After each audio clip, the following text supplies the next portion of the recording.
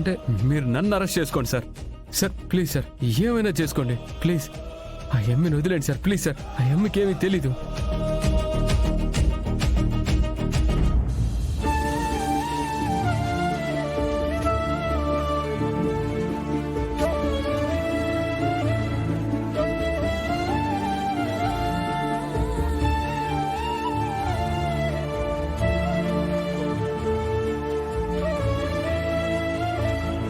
తప్పు చేసే ప్రతి వాళ్ళు ఏ తప్పు చేయనట్టే మాట్లాడతారు.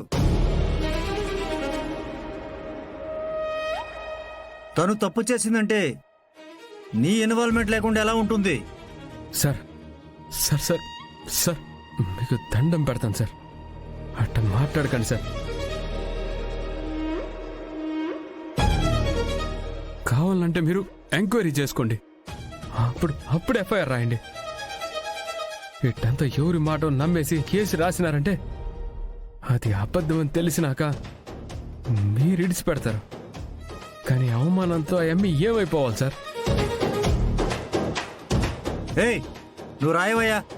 సార్ సార్ సార్ అన్నా అన్నా అన్నా అన్నా అన్నా నీకు దండం పెడతానన్నా, ఒక్క నిమిషం ఆగనా అన్నా అన్నా ప్లీజ్ నా. సార్ సార్ నా మాట ఏనండి సార్, ఒక్క నిమిషం ఆగండి సార్. ఆ ఎమ్మి జీవితం అన్యాయం అయిపోద్ది సార్.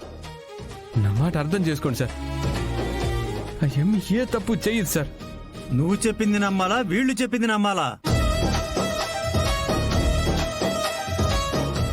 తన ఆటోలో వీళ్ళిద్దరూ ఉన్నారు.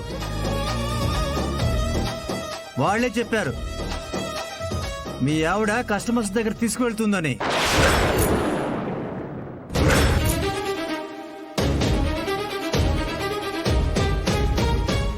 అంటే ఆటో తోలడంతో పాటు సైడ్ బిజినెస్ గా ఆ అమ్మాయిలతో వ్యాపారం చేయిస్తుందనేగా. ఏం మాట్లాడుతూ ఉంటారు సార్ మీరు? వాళ్ళు ఎవరో చెప్తే నమ్మేస్తారా? ఎవరి మాటలో నమ్మేసి నా భార్య జీవితం బలి చేస్తారా? ఏంట్రా నోరులేస్తుంది?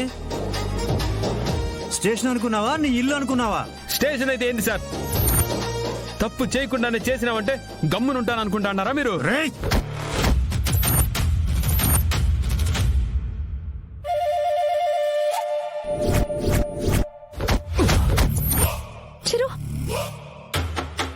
పోలీస్ అయినంత మాత్రాన నీ ఇష్టం వచ్చినట్టు నువ్వు చేస్తూ ఉంటే చూస్తూ ఊరుకుంటావా ఏంది?